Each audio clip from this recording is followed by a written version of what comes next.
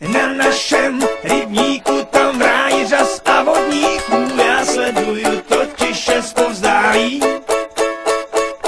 Ropuchu s medvědem od ucha k uchu s úsměvem, to vždycky, když to žabák ubalí. Už jsou zas v zámoří sakra slizký úhoři, ostatním se to zjevně nelíbí. Připlujou, machlujou, kde jakou řečí hovoří, sebevědomí jim nechybí. Jo, většina těch malých ryb čeká, až bude líp.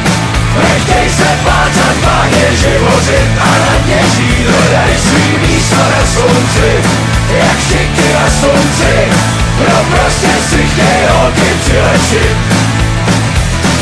Radši v práci rokujou, na hřbetech potic vyplujou, brejlo plíčit a dobít rakovník.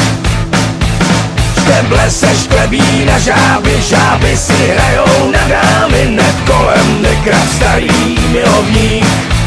Jo, většina těch malých ryb čeká, až bude líp. Nechtěj se plácat, vážně živořit a na dně žít. Hledaj svý místo na slunci, jak štiky na slunci. No prostě si chtěj holky přilečit. Červ se chroučí na háku, ty chytrý to mají na háku, jen jedna malá zedna vyskočí. Zříčí se střem hlav nahoru, koukněte na tu potvoru, mám dojem, že to dobře neskončí.